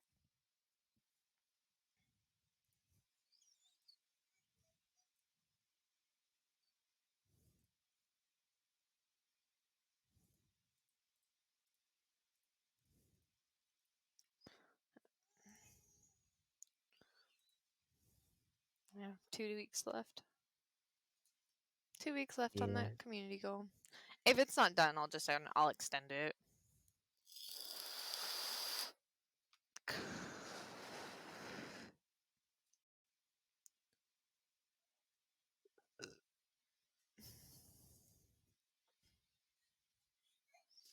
All right. So I'm debating stopping here and either going back or either like looking up to kind of like be like, these are the runes, and kind of going over that, or continuing to read some of the history. I don't know yet. There's a lot. Like, this first chapter is long. Where does this chapter end? Oh, there it is. There's the end. Hold on. How many more pages? 1, 2, 3, 4, 5, 6, 7, 8, 9, 10, 11, 12, 13. 13 more pages of this? I wasn't asking you, Crystal. Said I was debating. I didn't know if I wanted to continue or not.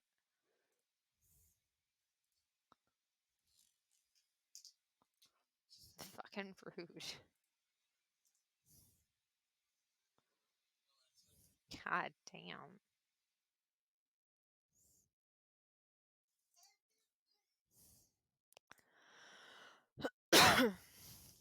Alright. Monkey, what are you doing, you little weirdo?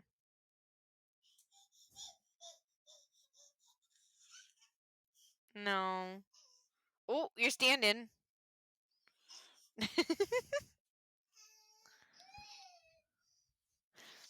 Oh, I can read some more history.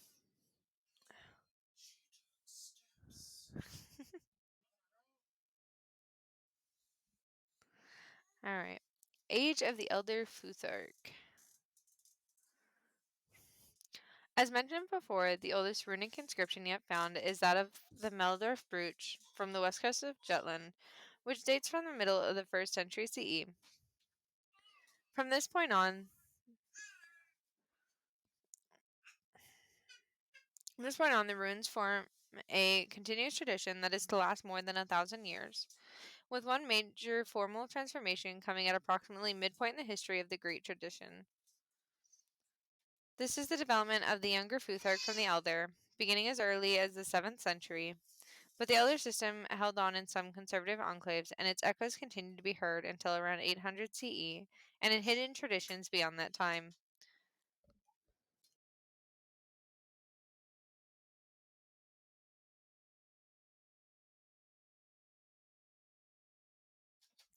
The Elder system consists of 24 staves arranged in a very specific order. Oh, there's a table. Hold on. Gotta go to the appendix. Where is it? Back here somewhere. Appendix. Where are you? I know you're back here somewhere. Wee!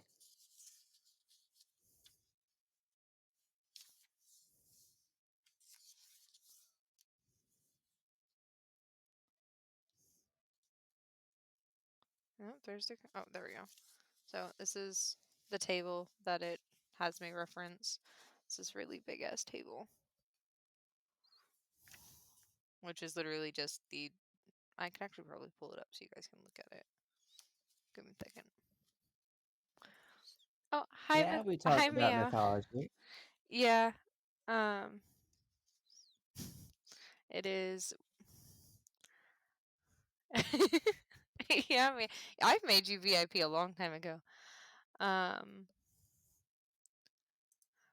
But yeah, it is Mythology Monday, so that's what we're talking about today. I'm on runes right now. We did a few Norse stories, leading into runes because they were such a big part of Norse mythology. So I'm reading my big book of runes. We're going over the history right now. I need to find this so you guys can look at this while I read this other rune.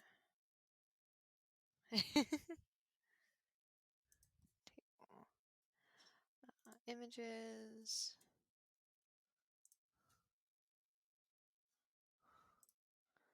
Okay, open image in a new tab. Okay, change capture. Actually, well, no, we'll keep it like that. All right.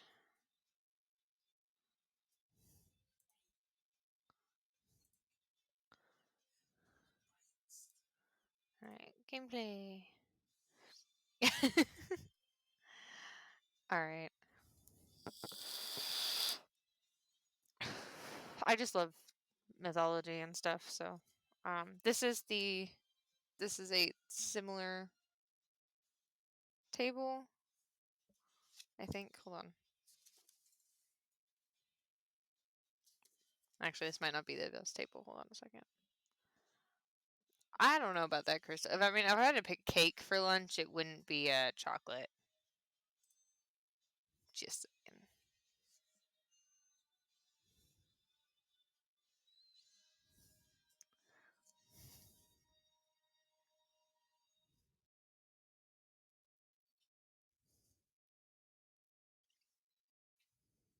It's 24. Ooh, 1, 2, runes. 3, 4, 5, 6, 7, 8. Okay, so this one's most. Okay. This is the one that's correct. Okay. This one's correct. This one is not. That one can fuck off.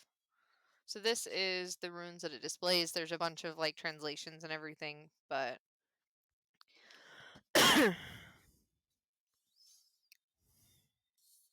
hey, Waffle, don't forget to unban them.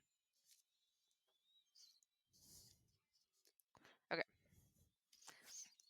The only major variations in this order apparently were also a part of the system itself. The 13th and 14th staves, which is. Well, actually, you can see that. Actually, I might have to zoom in a little bit. Hold on a minute. Zoom! Can you guys see it now? Is it clear? Cool. It looks clear to me. I'm not entirely sure. Hold on. That looks about as clear as it's going to get. Okay. 13 and 14 here respectively. Sometimes altered position, as did the 23rd and 24th, which is these two here. Okay, hold on a second. Drag this over here.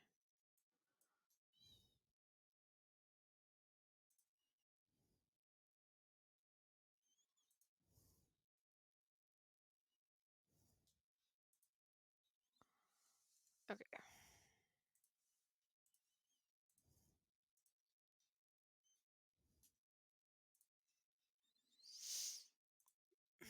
I got it. Okay.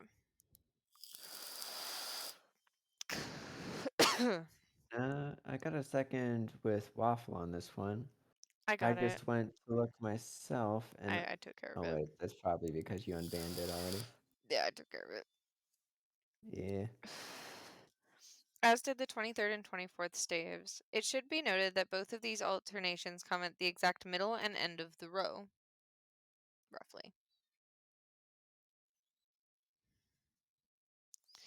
By the year 250 CE, inscriptions are already found over all of the European territories occupied by the Germanic peoples. This indicates that the spread was systematic throughout hundreds of socio-political groups, clans, kindreds, tribes, etc.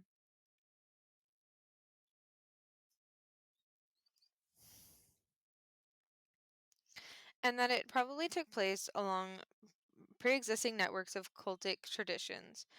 Only about 300 inscriptions of the Elder Firthark survive. To this, about 250 brackets, which runic stamps can also be added. This surely represents only a tiny fraction of the total number of inscriptions executed during this ancient period. Hi, Kimono! How are you doing? Ooh, Sullen! Thank you for the biddies! I don't have the, Okay, actually, I can go back to the just chatting page because I already did this. Okay. Now we have my goals up and everything because I don't have them. I haven't messed with my other my other overlay yet.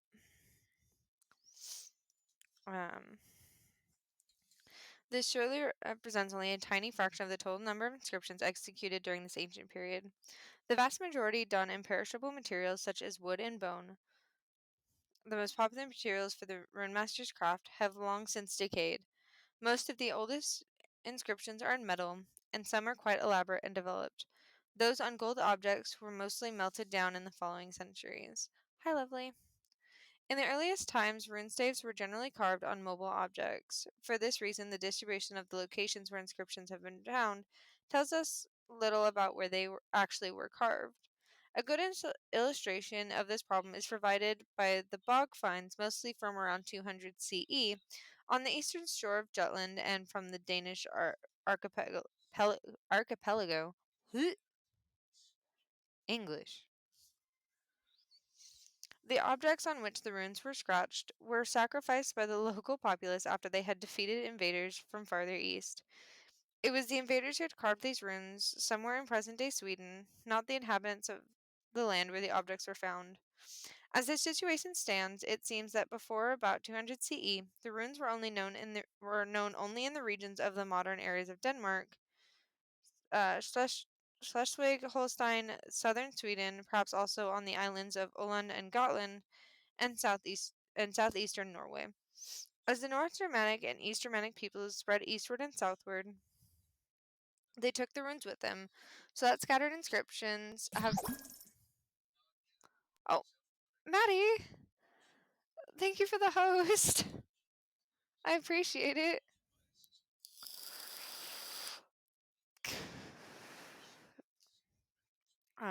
Scattered inscriptions have been found in present-day Poland, Russia, Romania, Hungary, and Yugoslavia. The runic tradition remained continuous in Scandinavia until the end of the Middle Ages. One of the most remarkable Scandinavian traditions was that of brachiates, thin discs of gold stamped with symbolic pictographs and used as amulets, carved between 450 and 550 CE in Denmark and southern Sweden. Two other distinct yet organically related traditions are represented by the Anglo-Frisian runes, used in England and Frisia from circa 450 to 1100 CE, and the South Germanic runes, virtually identical to the North Germanic Fuhark, used in central and southern Germany. Some finds in modern Switzerland and Austria from approximately 550 to 750 CE. Ooh, ow. Hold on a minute. We're going to exit out of that because I don't need that open anymore. We're going to open this back up and drag this back over here. Futhark inscriptions. We have 7 examples of the inscriptions that represent the Futhark row, completely or in fragments from the Elder period.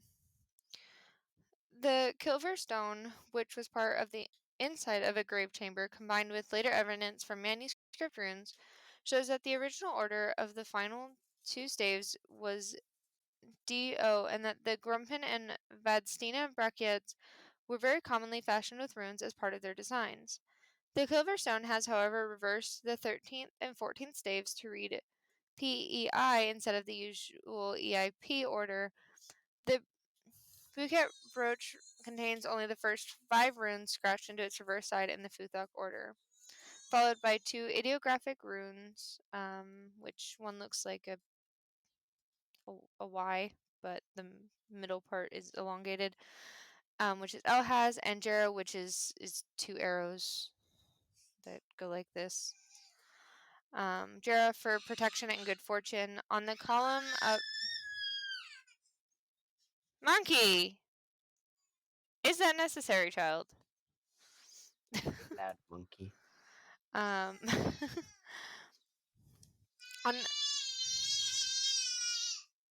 on the column of Breza, part of a ruined Byzantine church and probably carved by a Goth, we find a further fragment broken off after the L stave and with the B stave left out. The Charnay brooch also also presents a fragment, but it seems intentional for magical purposes. The brooch of Enfincum bears the first et or section of runes for the fifth art complete. Okay, hold on, I need to breathe.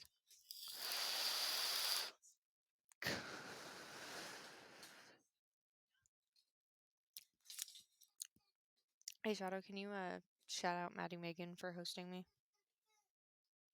Absolutely. Thank you, thank you. All right. And Survey of the Elder Continental and Scandinavian inscriptions. Ooh. The most why do I have a message on this? That's not what I wanted. This is what I wanted. Oh.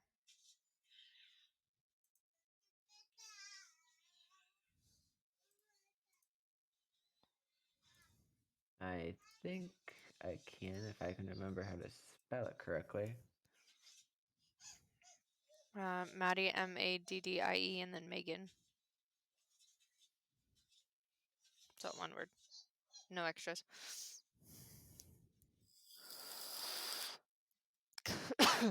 Maddie Megan. Yes. You said there was an underscore between No. it? Nothing. No extras. If you have me up in mod view, it should show in the activity feed, like right on the top. The last thing it shows was Mr. Normandy being unbanned. That's mod actions. I mean, in the activity feed. Because you should be able to see that. If you don't have it, you should be able to. Oh, there we go. Yeah. I know that's an option that you can see. Okay. I'm going to sit up a little bit. If Nightbot wants to work. Hi, pretty. Okay. Hi, pretty. Hi, pretty. The most convenient way to approach exoteric runic history is based on the study of the various types of materials or objects on which staves are carved, seen through a chronological perspective. Generally, there are two types of objects: one, loose, portable ones, jewelry, weapons, etc., which may have been carved in one place and found hundreds or thousands of miles away.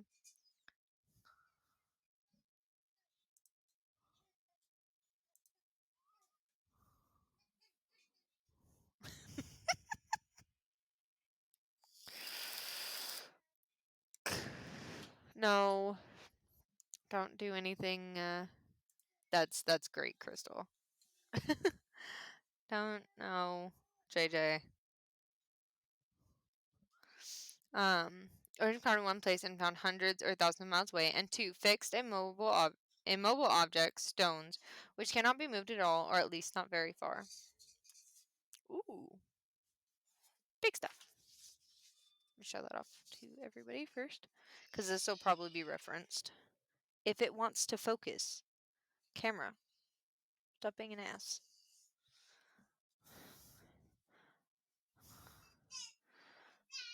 Okay. There. Mobile objects. Runes are found carved on a wide variety of objects: weapons, swords, spearheads, and shafts, shield bosses. Brooches, also called fibulae, amulets made of stone, wood, stone, and bone. Tools, combs, rings, drinking horn statuettes. Waffle, they were fine. Most of these had magical functions.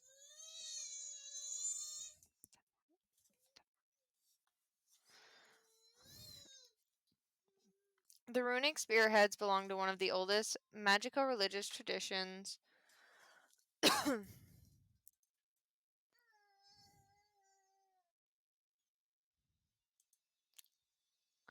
No, he's fine.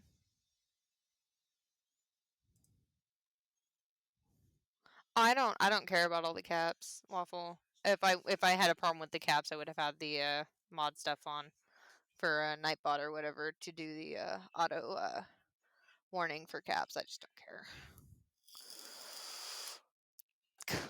caps, emote spams, I don't have fun. Not anything I have a problem with. The runic spearheads belong to one of the oldest magical religious traditions. You're fine, JJ.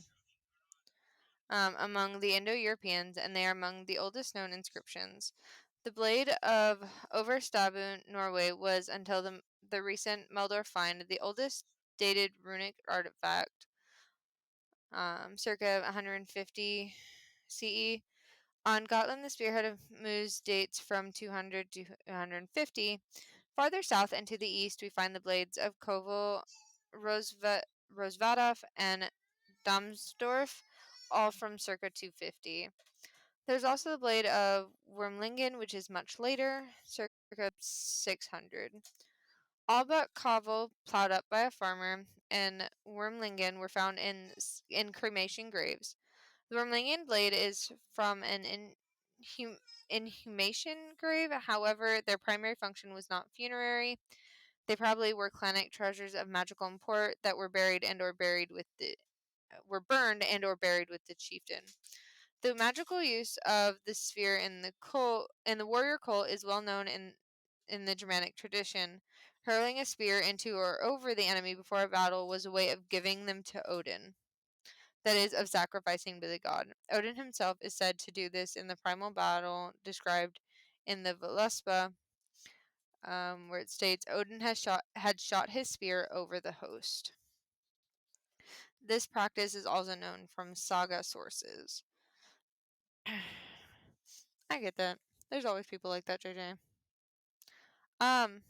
So since it's Mythology Monday, we talked about we've been talking about Norse mythology. Runes are a big part of Norse mythology, so this is the big book of runes and rune magic. History on runes. It's flipped around on the screen, but that's okay.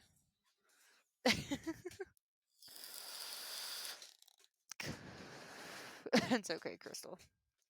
Someone has to be. As an example of these powerful talismanic objects, we will examine the blade of Domsdorf found while digging the foundation of a train station in 1865. It is now lost. The blade is made of iron with silver inlay and is probably of Burgundian origin. Not including the appendix, it's 287. It's not. It's small, right? It's small print though. It's not big print. So, see, that's why part of why I have my glasses on. Oh, and so everybody sees, this is the spearhead of Domsdorf. This is what it's referencing in the passage I'm currently reading. Is this right here?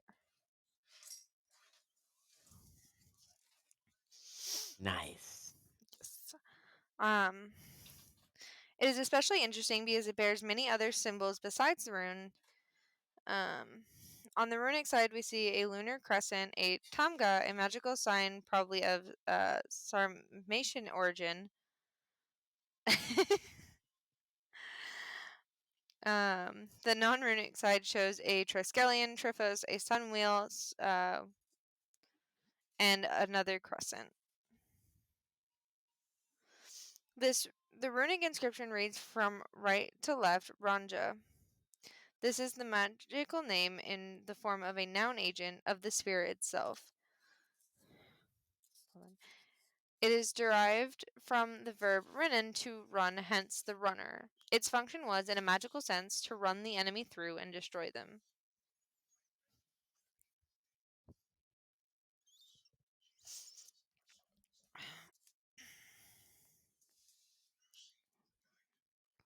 Probably going to read this last passage, and then I'll probably be the end for today, just because we are my 2-hour segment. I can't do more than 2 hours. My voice will go.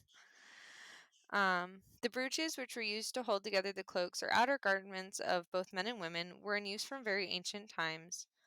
As such, they were very personal items and ideal for transformation into talismans through the rune master's craft.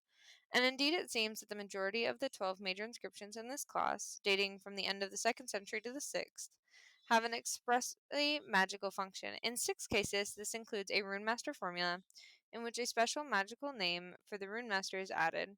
The magical function is either as a bringer of good fortune, active, or as a passive amulet for protection.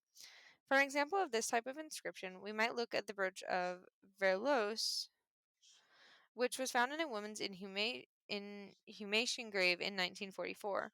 This gilded silver rosette fibula dates from about 200 CE. The symbology of the object also includes a sun wheel, which was part of the original design, whereas the runes were probably carved later. At least we can tell that they were carved with a different technique. The inscription can be read in this figure. Here, this is what it was just referencing, this top one here.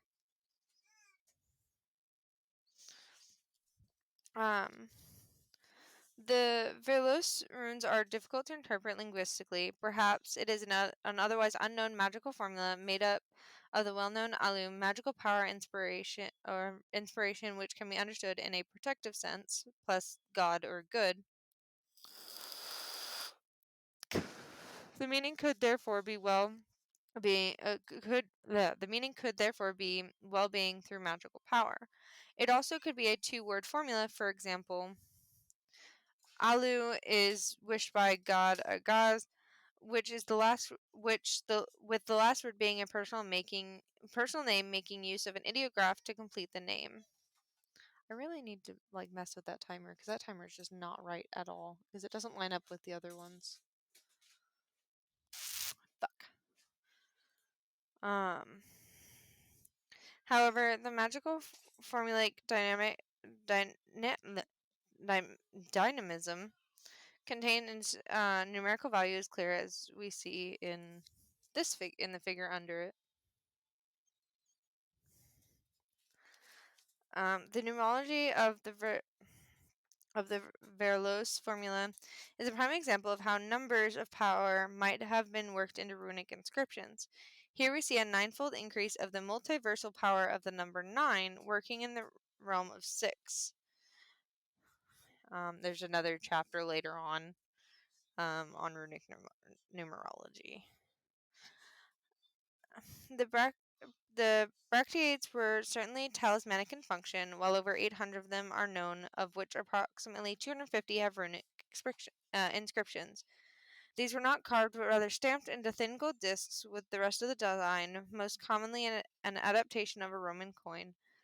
The iconography of these Roman coins, which often show the emperor on a horse, was completely reinterpreted in the Germanic territory, where it came to symbolize either Odin or Balder, his son. It is quite possible that the bracteates represent religious icons of the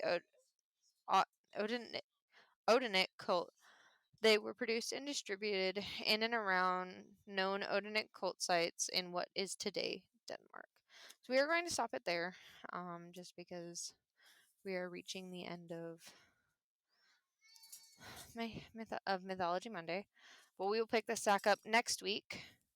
Oh no, there it is. It's just a little bit. The rest of the timers is just a little bit behind. Okay. We will pick this back up next week. However, at the same time, it'll be 4 to 6 p.m. Central Standard Time, and we will pick this back up next week. I will be ending this stream to start up another one in about half an hour. I'm gonna take a minute to kind of clean up my mess over here, and do little adulting things before starting up again.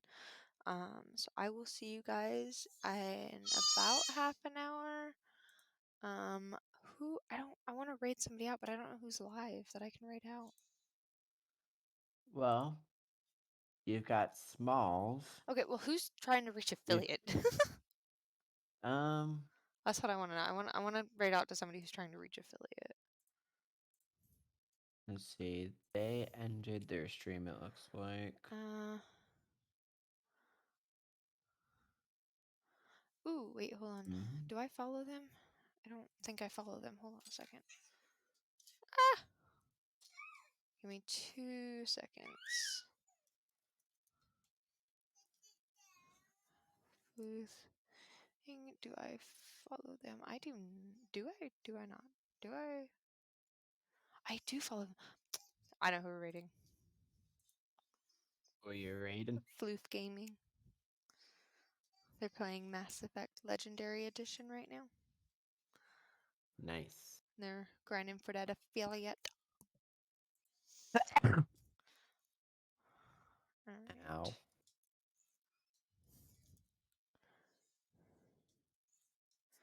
All right. I will be back up in half an hour if anybody wants to come hang out then. But until then, I hope everyone has a good Monday evening or Tuesday morning or night or whatever the hell it is in other time zones because I don't know when it's hard to remember. But love you guys. Thank you all for coming. And I'll see you guys next time. Well, after this raid because this takes a minute. For some reason, it takes forever. If it pops up, there it is. Okay.